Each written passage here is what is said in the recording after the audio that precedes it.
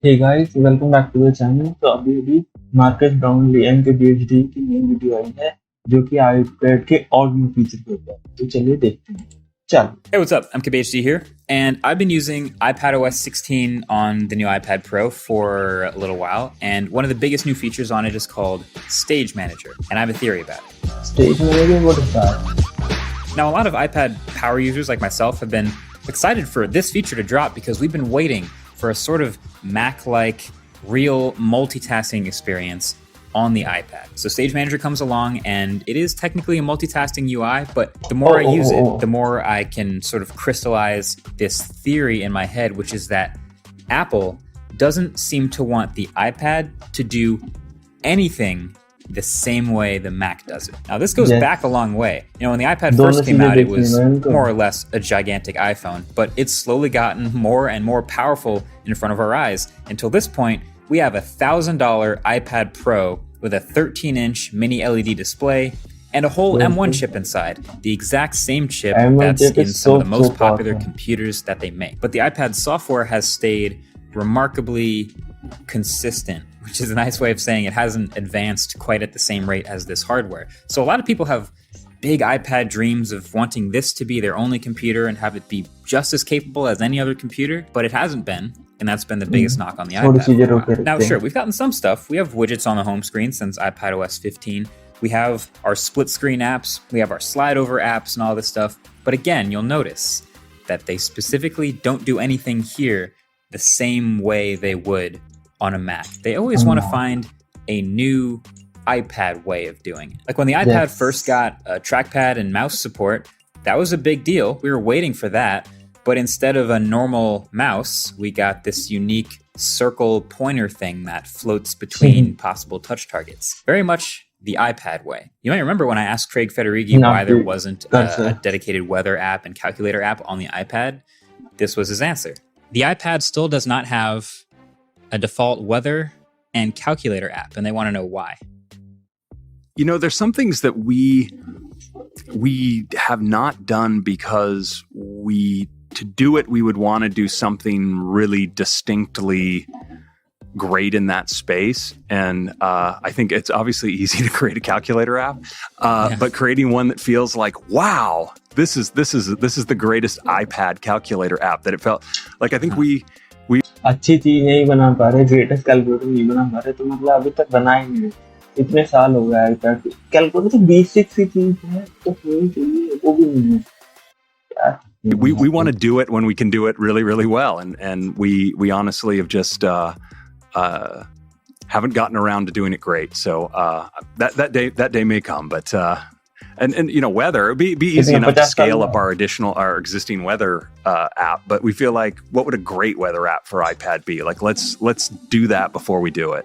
I suppose that makes perfect sense, but listening back to that 2 years later, it sounds even more like we haven't really gotten around to doing it the iPad way yet. Even the headline on Apple's website for iPadOS 16, incredibly capable, unmistakably iPad. So when it comes to multitasking, this is like the last big hurdle on the iPad's way to finally feeling like it's a real computer. We all know what we expect multitasking to look like on a normal computer, like a Mac. But in accordance with my theory, and this, I can't prove it, but this is just my theory, is Apple doesn't ever want the iPad's multitasking to look or feel or like work Mac. Like it does on a Mac. They've got to find a iPad way of doing this. Now, to throw a wrench in my theory, this is also coming to the Mac in the latest version, but the latest feature here is called Stage Manager, and it's not bad. It's just an inherently new, different way of doing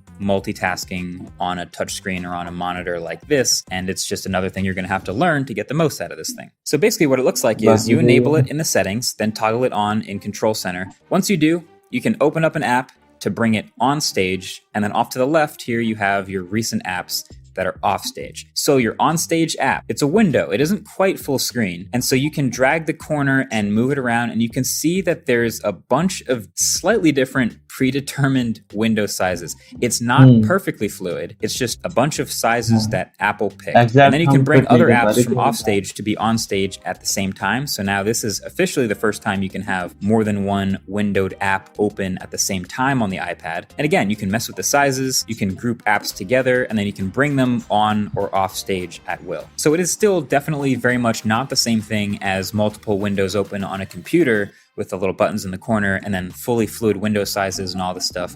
But it is running simultaneous things at once, and it is multitasking, and it is the iPad way. You can have up to 4 apps on a stage at once, which can look kind of ridiculous and probably even more so on a smaller iPad. But then you can move a whole pile of apps off stage by switching to something else and then bring all 4 of them back on at once.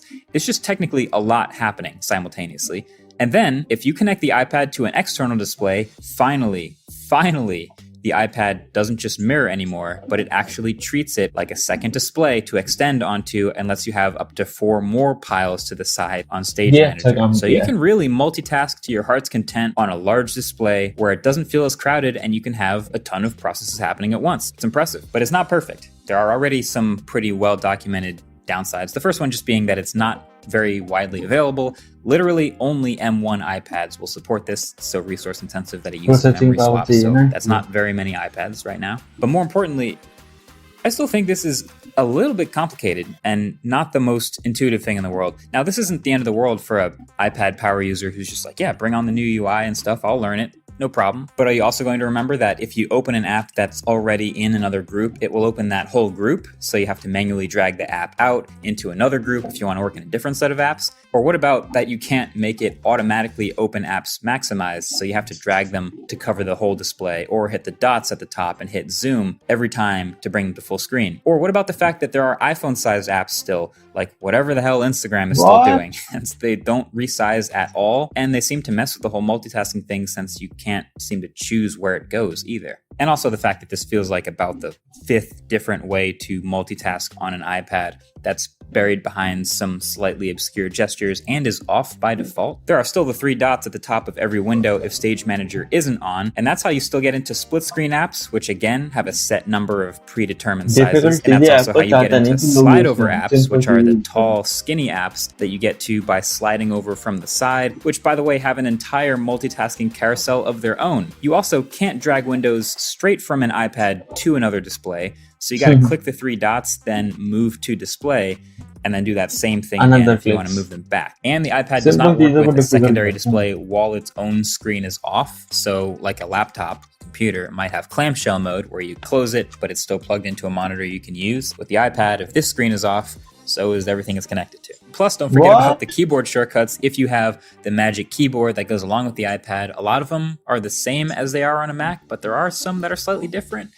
It's a lot. So I feel like you probably get what I'm saying. The state of the iPad is fascinating. Apple's given us an amazing piece of hardware and is very powerful, and they've added a bunch of features to try to take advantage of it, but now in their effort to do it the iPad way every single time, they're walking a tightrope between 2 sides, where one side is amazing, intuitive, powerful, and on the other side is a little too complicated, a little bit unintuitive, and hard to remember. They're just right down the middle. For people who use an iPad, how do you use your iPad? What do you do specifically on the iPad? Are you a one full screen app at a time person? You just keep it propped up in a folio, touchscreen all the time? Let me know in the comment section below how you use the iPad. And until the next one, I will continue to be confused about the what is a computer question.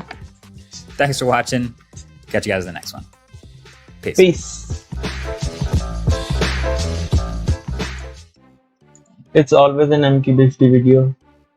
Simple चीज को simple तरीके से और difficult चीज को difficult चीज as it is बोलता है, जो चीज होती है वैसी की वैसी, ज्यादा इधर उधर की कोई बात नहीं है। तो मतलब एप्पल वालों का काम तो है ही, या तो वो एक चीज है जो उन्होंने बहुत अच्छी बनाई तो उसको तो सामने रखनी है, और जो चीज उन्हें थोड़ा डाउट है, उन्हें लगता है कि लोग को थोड़ा सा समझने का प्रोसेस होगा, इसलिए उस चीज को छुपा के रखते हैं। तो बस यही है।